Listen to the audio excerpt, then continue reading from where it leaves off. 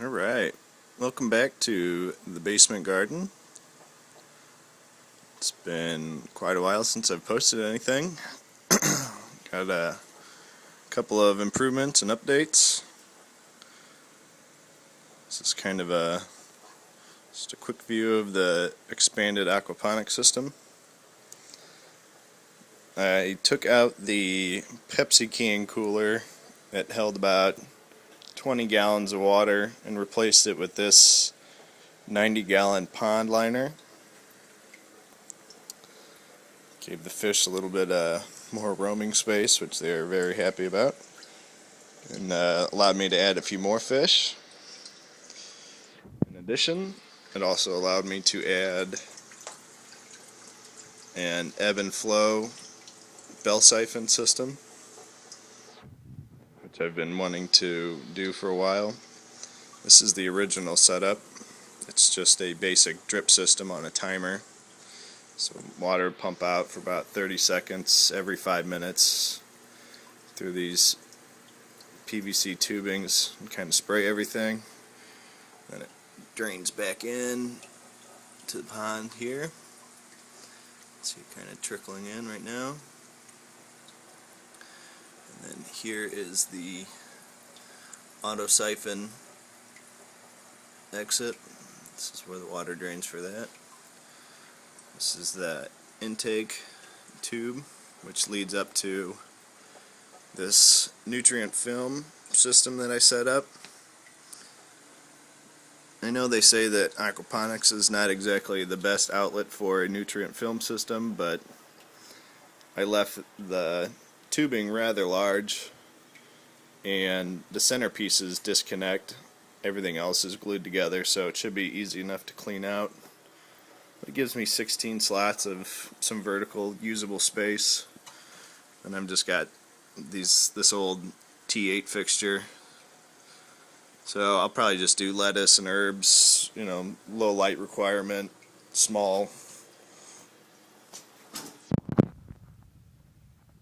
vegetation.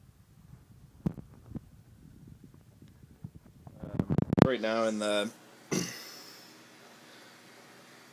the ebb and flow bed, this is actually where the NFT system drains out. We've got a little sponge there to kind of help filter a little bit more. I just put some worms in there, and it's very few that I stole from the drip system. So until they get their numbers up a little bit, I figured I'd kind of filter the water a little bit until then. We got some radishes going in here. These I just broadcasted just to see how that would work in this kind of system. I just dropped the seeds in there and kind of roughed up the rocks until the seeds hit the water level about an inch or two below the surface of the gravel. And I've got some cinnamon basil. This is a rescued Swiss chard from the garden. Popped it out before it got too cold. Trimmed it down. We got some rosemary. Just some basic stuff for now until I get some of the bigger plants going. And then in the drip beds, we've just got this one side for herbs, some thyme, some opal basil, some more radish sprouts. Again, I just kind of broadcast those. Got a snapdragon in back, some parsley. And over here I've got some assorted beans. See a little golden bean here.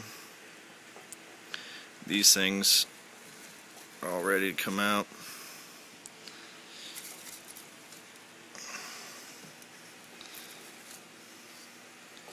So some pretty good sized green beans there.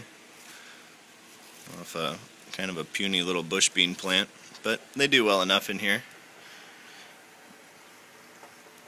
But I found that since this bed is, it's only 8 inches deep at the deepest channels, some of the plants were getting a little root bound and, kind of soggy, so they need to kind of stick to smaller plants.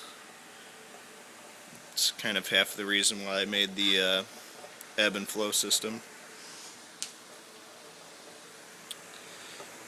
Then we got the greenhouse still. It's going well. Mainly, got my orchids going in here. Vanilla orchids still growing very well. He's kind of rooted himself in a few of my hanging pots,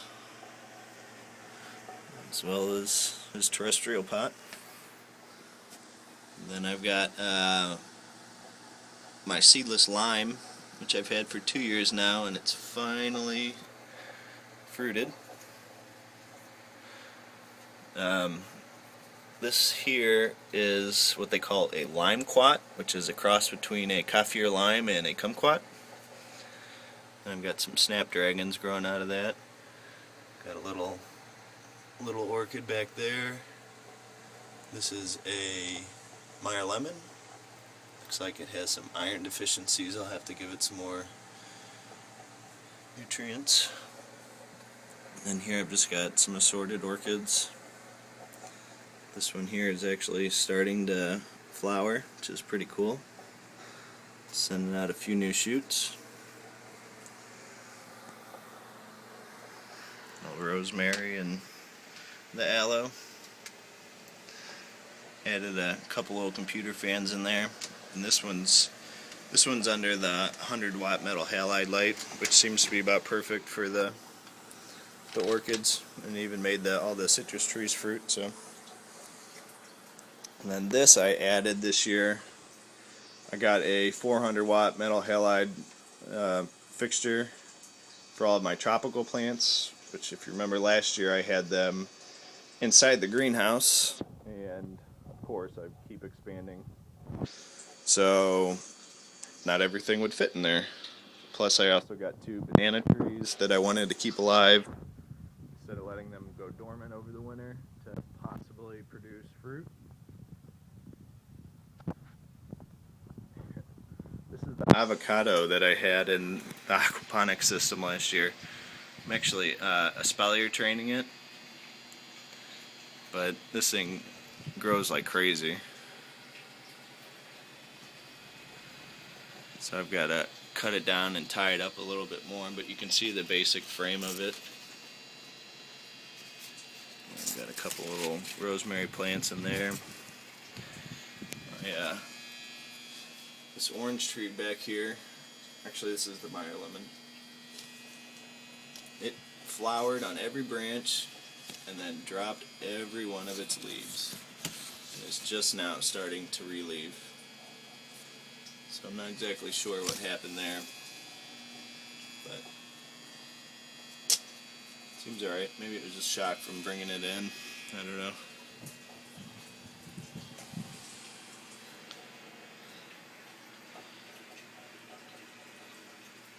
And this thing here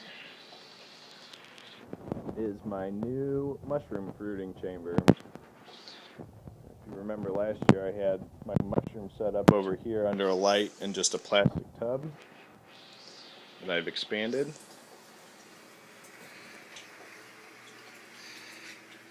It's basically just a PVC frame with some 6mm plastic wrapping it. Got a couple of shelves in here, my humidifier, a couple of tubs of perlite to catch and hold extra moisture, and I'm actually using the basement windows for natural lighting, which is very helpful. I just stick the bags up there and I don't really have to supplement light, which is great because my electric bill is high enough as it is. This is a bag of pasteurized straw that I'm growing out king oyster mushrooms.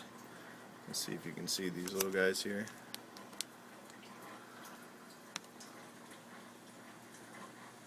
Here's a couple of them starting to pop out. Let's see, here's a couple more. There's one right here. So far this has worked pretty well. This bag over here I just pulled out about nearly 2 pounds